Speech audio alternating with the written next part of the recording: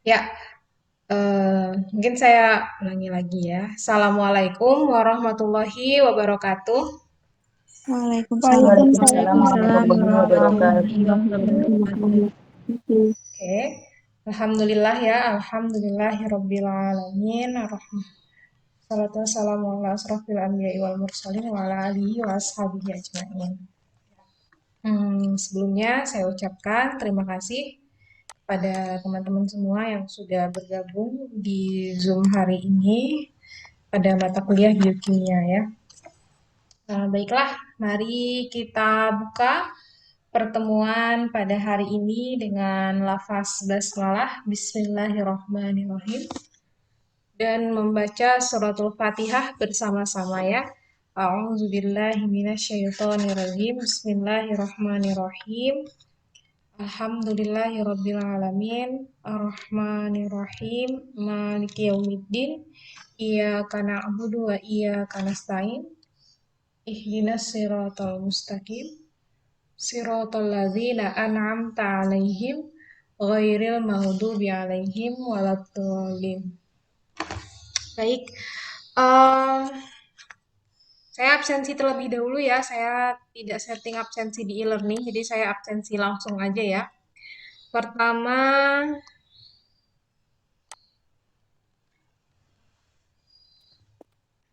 Nur Aisyah Borotan.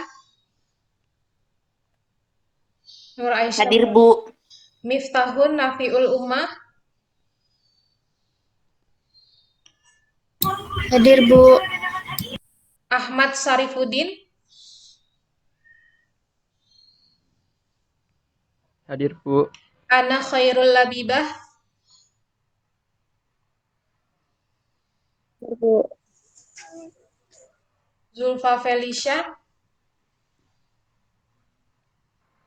Hadir Bu.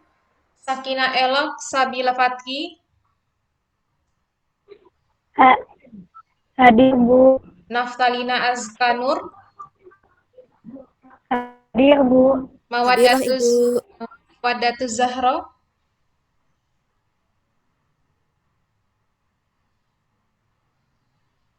Mawadatuz Zahra. Hadir Bu. Astrid Dwi Anjasti. Hadir Ibu. Istifania. Hadir Ibu. Anggita Ainur Rofiana.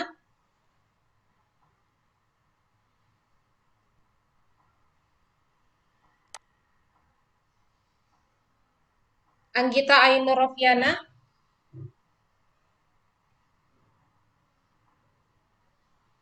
Gak ada ya? Septina Inayatul Fajri. Hadirah Bu.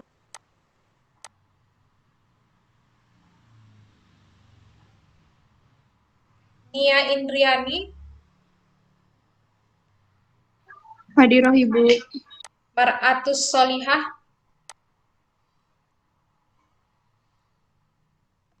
Mar'atus Hadir Solihah. Bu. Ilmi Nasikah.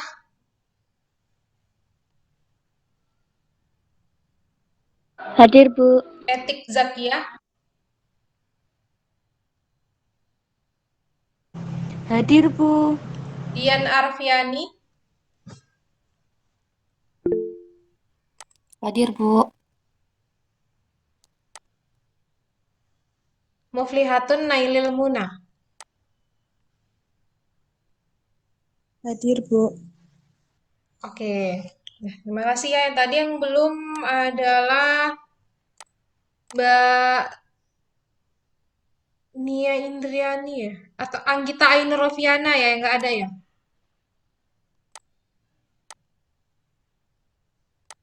Iya Bu. Oke.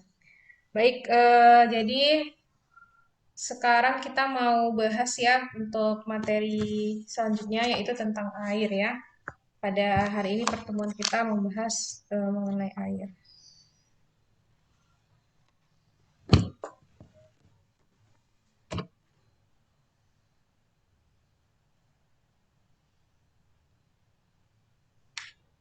Saya off cam dan saya share screen ya.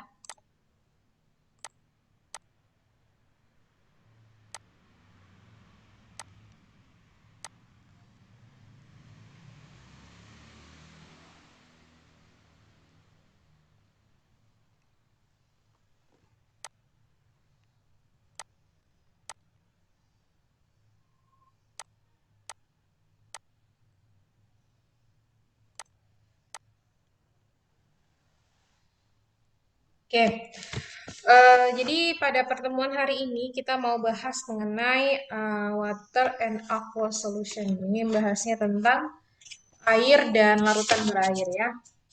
Nah, eh, ini saya ambil referensi dari buku Lehninger ya, Principle of Biochemistry. Ini edisi ke-6.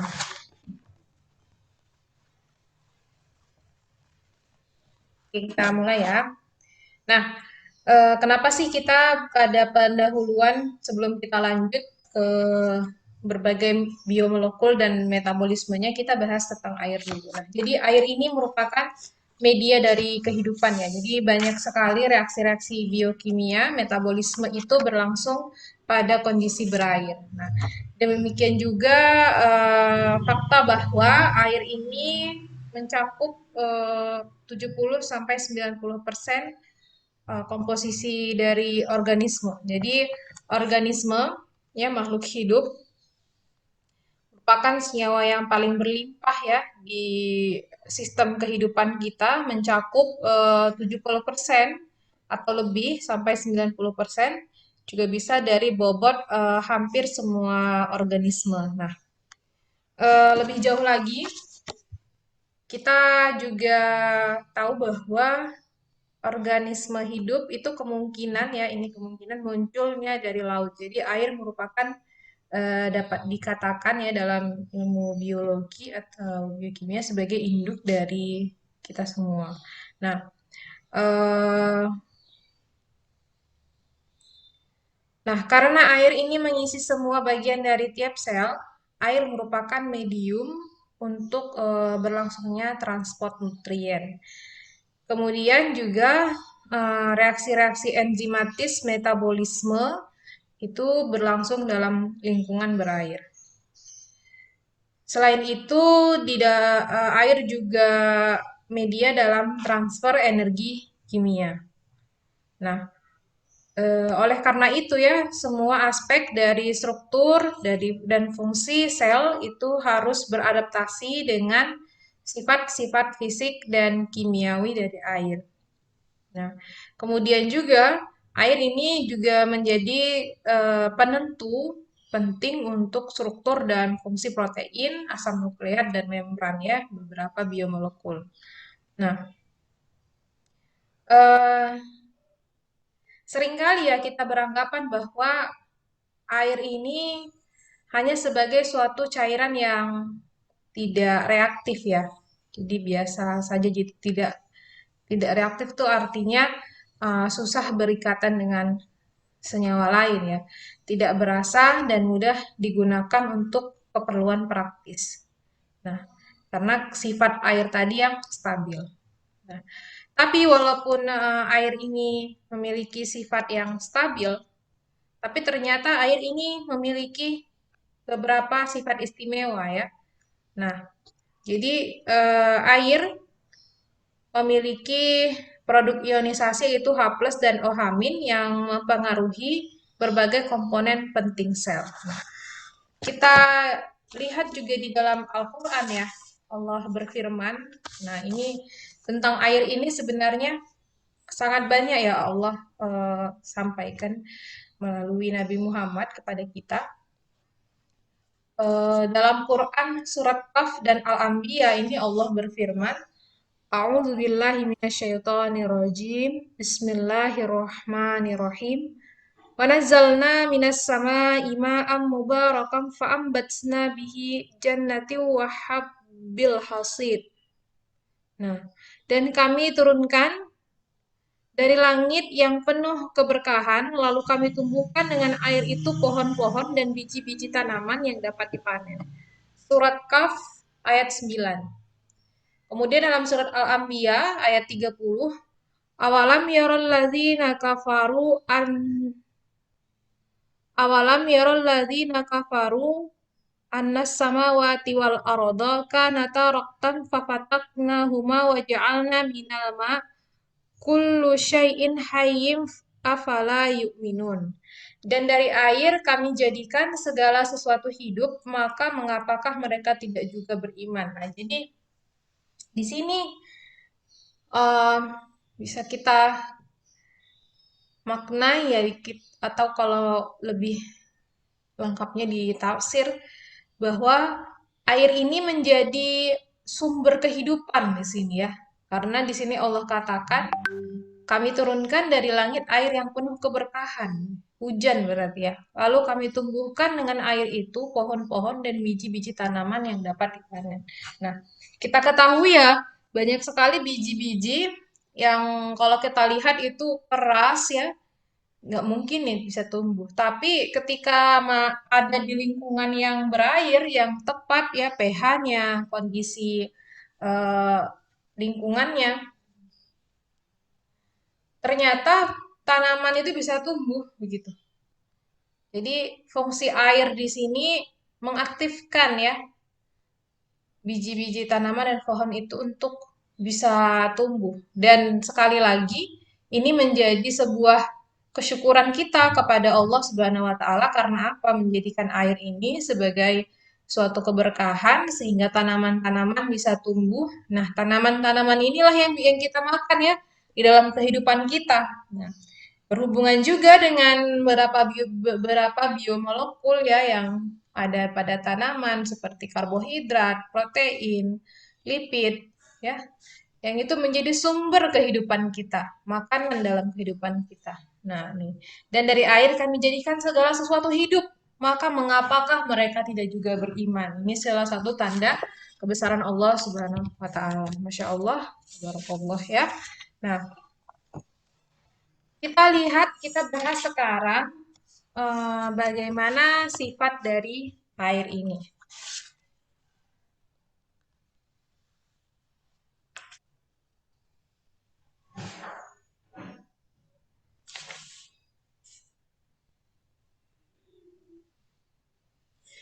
Jadi di air ya, kalau kita udah belajar ikatan kimia, kita tahu bahwa air ini sifatnya polar apa atau non polar ya? Coba diingat kembali dan dicari. Air ini Polar, sifatnya Bu. polar atau non polar ya. Nah, air bersifat polar. Nah, ini Polar. juga berkaitan dengan adanya ikatan hidrogen yang terdapat pada molekul air ya. Jadi eh, sifat fisik yang istimewa dari air ini disebabkan oleh adanya ikatan hidrogen. Nah, air itu memiliki titik lebur, titik didih, dan panas penguapan yang lebih tinggi dibandingkan dengan semua cairan yang biasa kita jumpai. Hal ini menunjukkan bahwa ada apa? Ada gaya tarik yang kuat di antara molekul-molekul air yang berdekatan dan memberikan air gaya kohesi internal yang tinggi.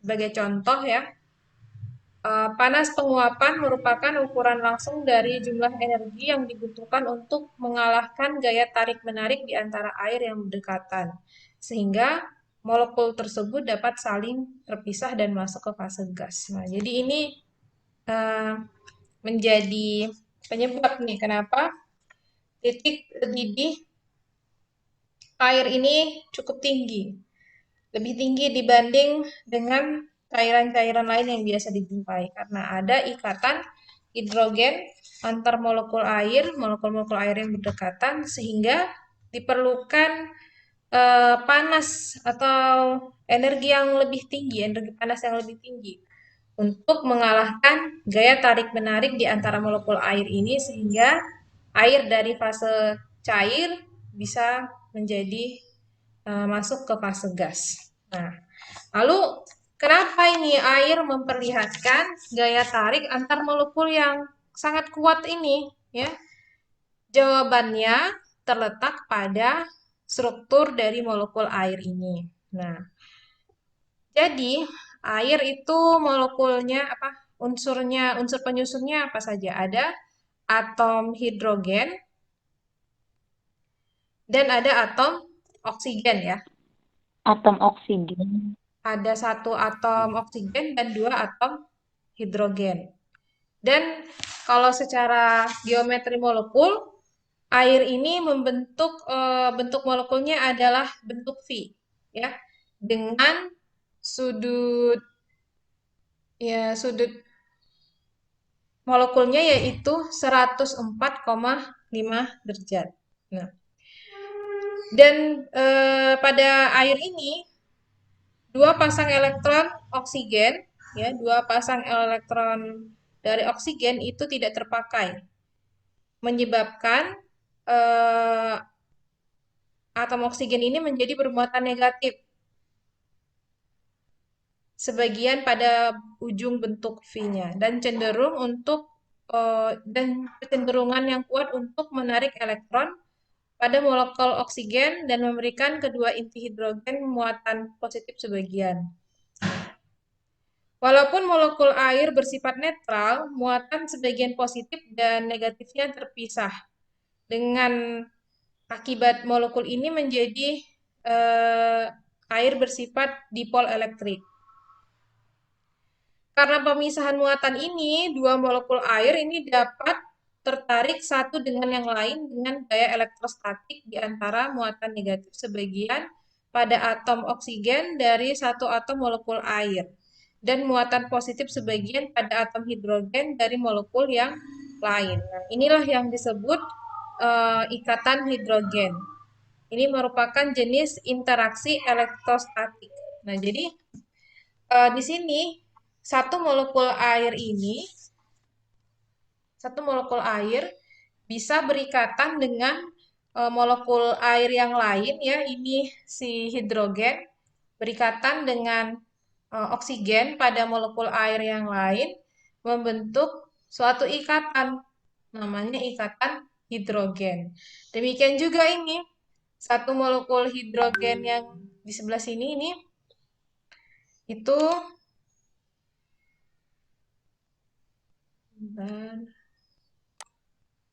bisa berikatan dengan atom O pada molekul oksigen yang lain. Nah,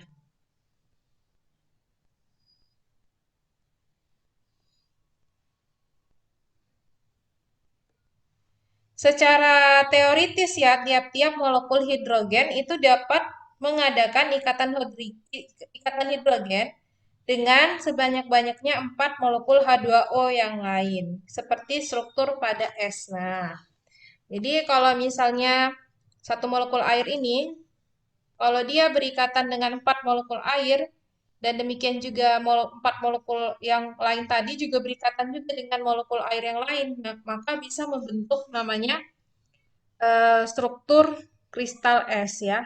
Nah, di sini tiap molekul air ini berikatan hidrogen maksimum dengan 4 molekul air lainnya, membentuk kisi-kisi kristal. Di dalam bentuk cairan pada suhu kamar ya, tiap molekul air berikatan hidrogen dengan kira-kira 3/4 molekul air. Nah, kisi kristal es bersifat lebih terbuka dibanding dengan susunan molekul H2O dalam bentuk cairan. Hal ini menjadi penyebab es kurang padat dibandingkan dengan cairan karenanya menjadi terapung ya. Nah, eh, ini bisa kita lihat ya. Satu molekul air ini berbentuk V itu bisa berikatan dengan 4 molekul air lainnya. Nah, ini. Yang ini ya yang jelas ya yang ini. Satu, dua, tiga, empat. Melalui ikatan hidrogen ya. Nah,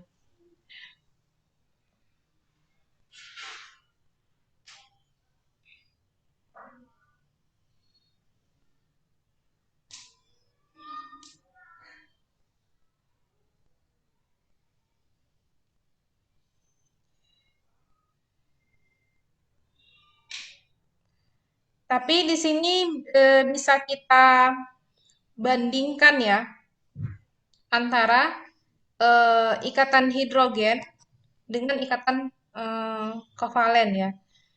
Ikatan hidrogen ini bersifat lemah dibandingkan dengan ikatan kovalen. Ikatan hidrogen di dalam air diperkirakan mempunyai energi ikatan yang diperlukan untuk eh, energi ikatan itu adalah energi yang diperlukan untuk memecah suatu ikatan ya. Jadi energi ikatan hidrogen ini energinya kira-kira 4,5 kilokalori per mol. Dibandingkan dengan energi ikatan ya dari ikatan kovalen itu adalah 110 kilokalori per mol. Tapi walaupun demikian ya, karena jumlah ikatan hidrogen ini banyak, ikatan hidrogen memberikan gaya kohesi internal yang tinggi untuk air.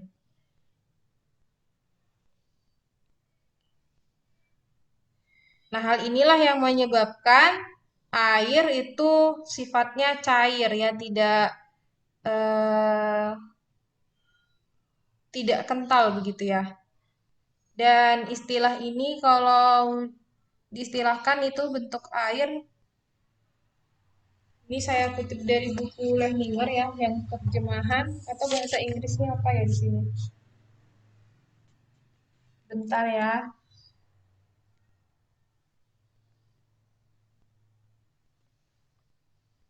Kayak terjemahannya kurang bagus sih. Sebongkah kejapan. Penerjemahannya kayaknya kurang Indonesia ya, sebongkah kejapan. Istilah yang digunakan untuk golongan molekul berikatan hidrogen yang berumur pendek. Nah, selanjutnya kita bahas beberapa ikatan hidrogen yang terdapat pada molekul-molekul lain ya. Nah, tadi kan ikatan hidrogen yang terdapat pada air. Nah, selain di air, ternyata ikatan hidrogen juga dapat terjadi pada beberapa molekul yang lain. Nah, ini yang pertama, between the hydroxyl group of alcohol and water. Nah, di sini ikatan hidrogen antara air dengan gugus alkohol ya di sini. Jadi H dari alkohol itu berikatan hidrogen dengan O dari molekul air.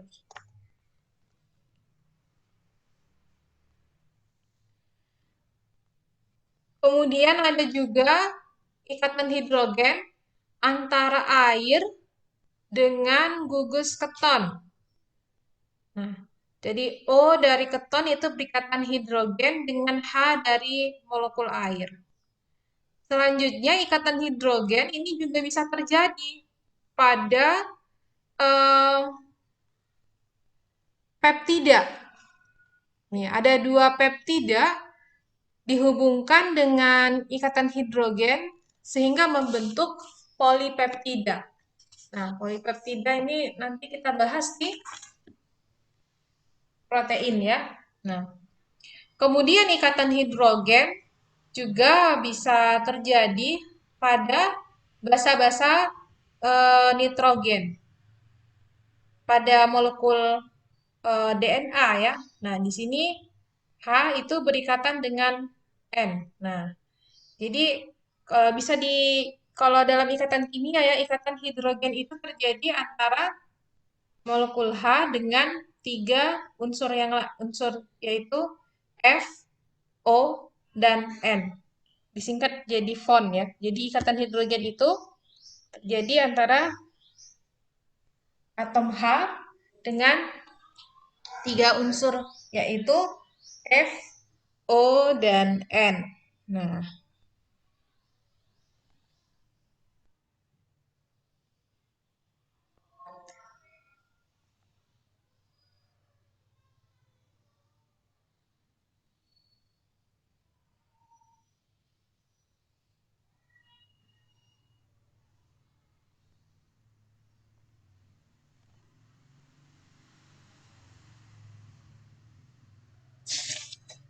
Oke, selanjutnya ini tentang interaksi non kovalen. Bentar ya, kok tiba-tiba langsung ini.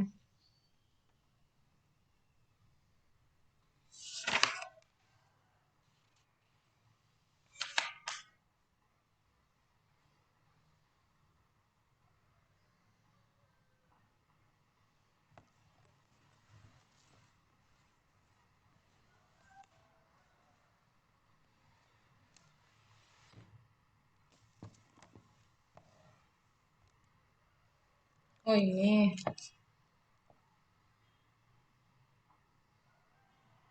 Nah, tadi kita udah bahas tentang air. Nah, sekarang kita masuk ke beberapa interaksi pada biomolekul. Ini membahas berbagai jenis ini ya, interaksi non kovalen pada biomolekul. Interaksi non kovalen tidak melibatkan penggunaan pasangan eh, elektron. Berdasarkan sifat fisiknya, interaksi non kovalen itu ada 4 ya, ada interaksi ionik, ada interaksi dipol, interaksi van der Waals, dan efek hidrofobik.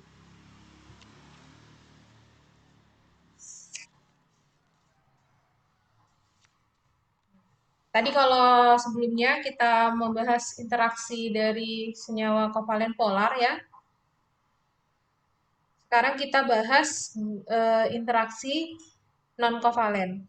Yang pertama ada interaksi ionik, yaitu interaksi elektrostatis antara spesies bermuatan permanen atau antara ion dan dipol permanen. Kemudian ada interaksi dipol, yaitu interaksi elektrostatis antara molekul yang tidak bermuatan tetapi polar. Ada juga interaksi van der Waals, yaitu interaksi lemah antara semua atom terlepas dari polaritasnya. Komponen yang menarik yaitu disebut dispersi dan ada komponen yang menjauhi disebut dengan terik. Kemudian ada efek hidrofobik, yaitu fenomena kompleks yang terkait dengan susunan molekul air di sekitar zat non-polar. Oke. Nah, ini adalah contoh interaksi non-kovalen. Four types of non-covalent weak interaction among biomolecules in aqueous solvent. Ini adalah interaksi dari beberapa biomolekul dalam larutan berair ya. Nah, itu ada ikatan hidrogen antara molekul yang netral tanpa muatan, kemudian ada ikatan peptida antara O dengan H ini pada membentuk polipeptida ya. Kemudian ada interaksi ionik antara molekul yang bermuatan positif dengan molekul yang bermuatan negatif. Ada repulsion. Kemudian ada hydrophobic interaction. Kemudian ada van der Waals interaction. Nah, ini adalah contoh dari interaksi non kovalen.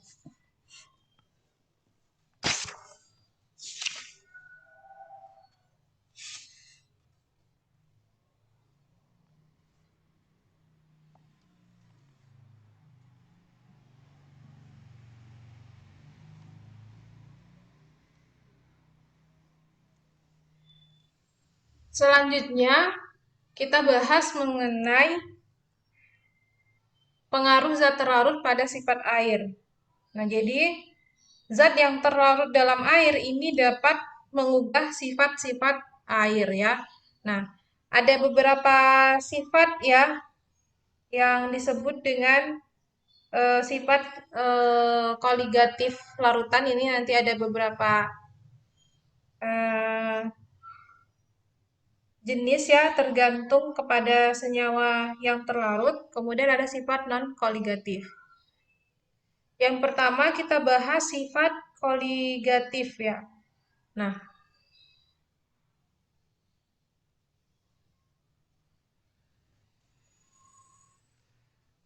Terdapat 4 sifat utama air yang disebut dengan sifat-sifat koligatif yang tergantung kepada senyawa terlarut. Nah, jadi ada 3 sifat yang bergantung pada eh, senyawa atau zat yang terlarut. Yang pertama ada titik didih, titik beku, dan tekanan osmosis. Jadi 3 sifat ini, sifat koligatif yang berkaitan dengan titik didih, titik beku, tekanan osmotik, itu tidak bergantung pada sifat zat, namun bergantung pada jumlah zat terlarut.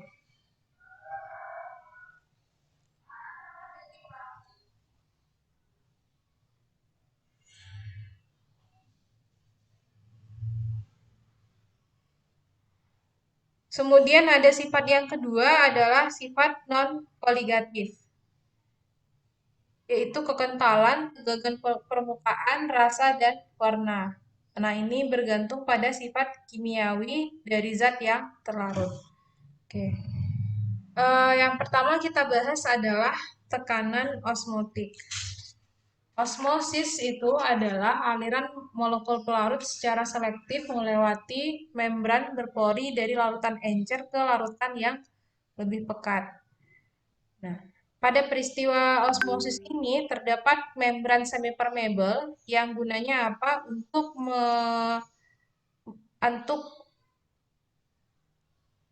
tempat molekul itu melalui eh, membran semipermeable ini, tapi molekul pelarut yang dapat lewat, tetapi zat terlarutnya dapat dihambat ya melalui membran semipermeable.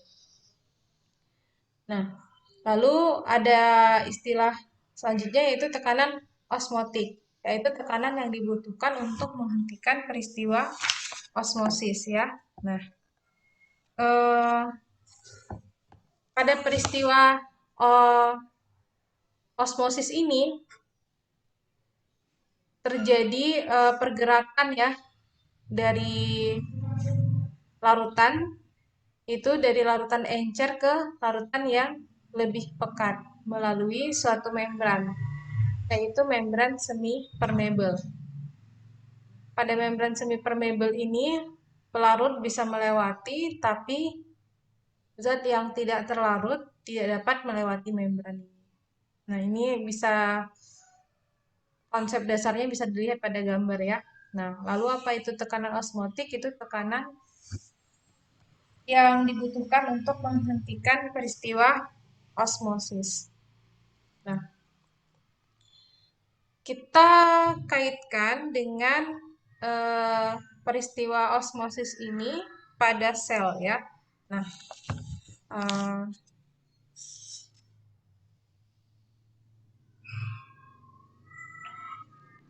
jadi pada sel ya, ada istilah namanya extracellular solute dan ada intracellular solute. Artinya extracellular itu extracellular solute berarti larutan yang berada di luar sel dan intracellular berarti larutan yang berada di dalam sel. Nah, sel itu dapat bersifat isotonik jika tidak ada pergerakan air di sini. Artinya tekanan di dalam dan di luar sel itu sama. Nah, sel itu bisa bersifat hypertonik atau misalnya sel dalam keadaan atau berada dalam larutan yang hypertonik, maka air akan bergerak keluar dari sel dan selnya akan mengkerut ya. Karena di sini eh, terjadi peristiwa osmosis tadi. Eh,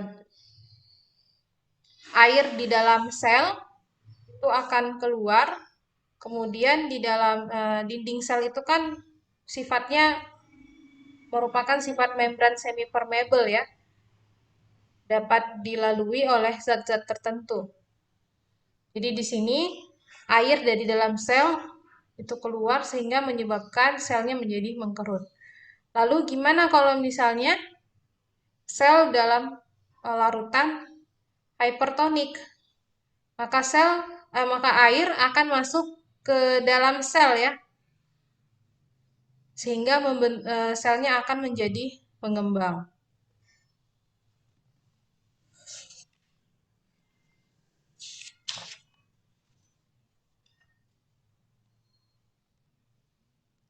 Nah, contoh kita dapat menghitung eh, tekanan osmosis, misalnya ini pada lisosom.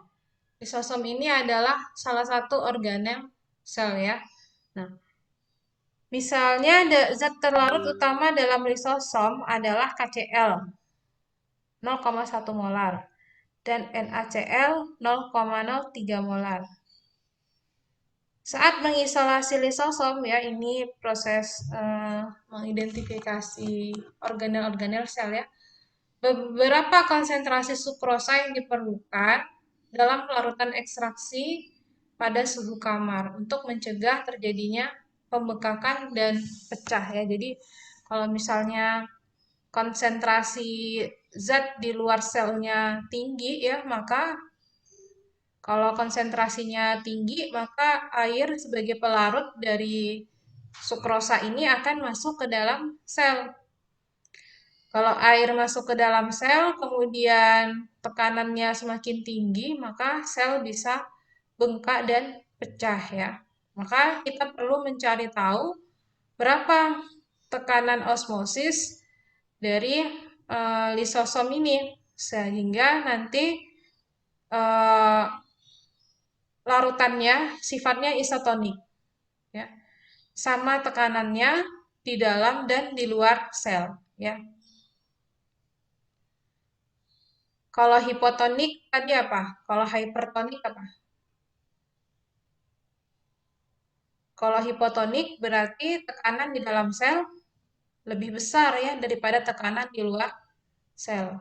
Kalau hypertonik artinya tekanan di luar sel lebih tinggi daripada tekanan di dalam sel. Sehingga yang berada di luar sel, ekstraseluler sel, maka akan masuk ke dalam sel.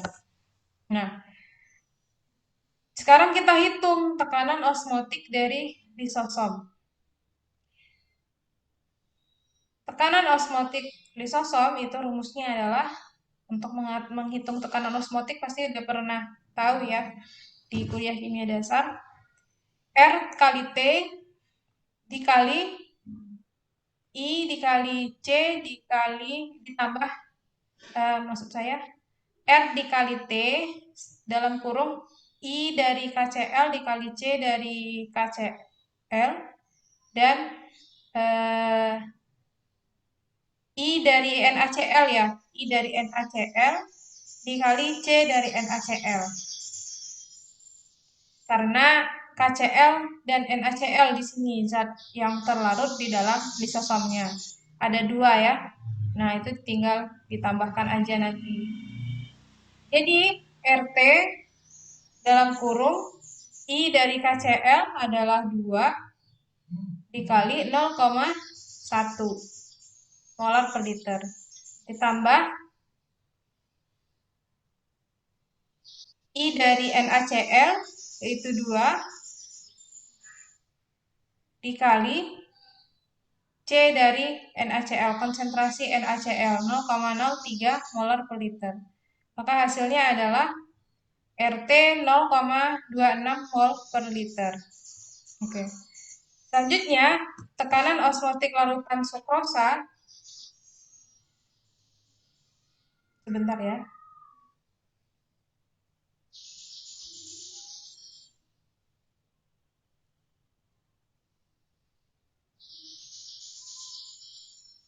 Sebentar ya, saya ini agak ada penilaian PPL, saya mau ini dulu, mau masuk dulu. Ya, Bu. Baik, Bu.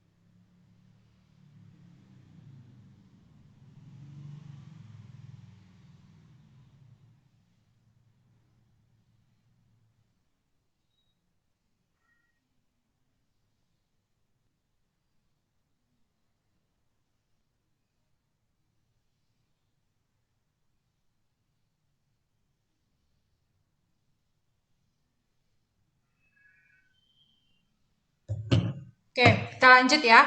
Sampai tadi kita udah dapat tekanan osmotik lisosom, sekarang kita mau menghitung tekanan osmotik untuk larutan sukrosa, karena sukrosa di sini yang berada di luar sel ya.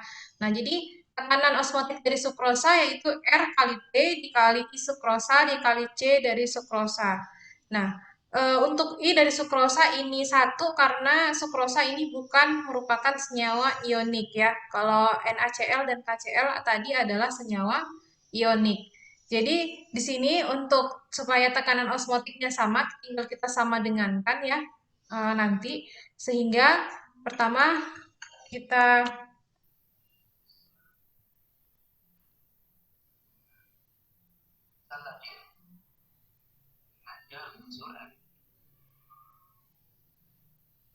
oke. Jadi tekanan kedengaran ya suara yang PPL ya? Enggak kan? Agak Bu, tapi enggak keras. Kalau ditanya tonnya berapa?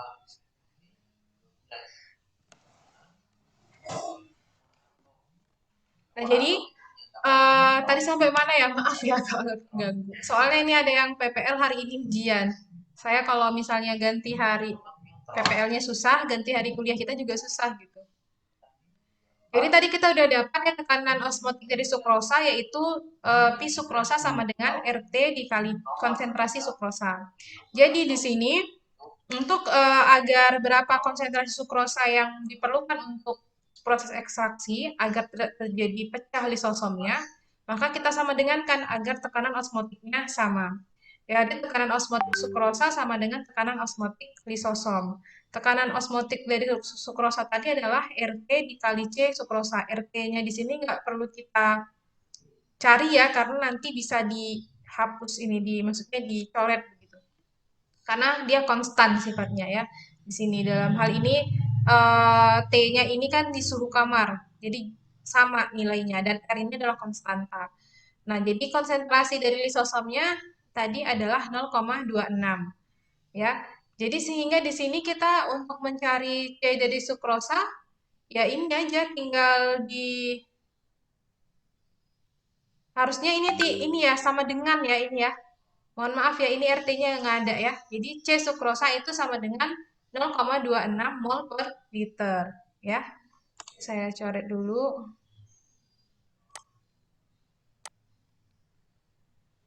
Nah, agar apa? Agar tekanan isotop apa agar eh,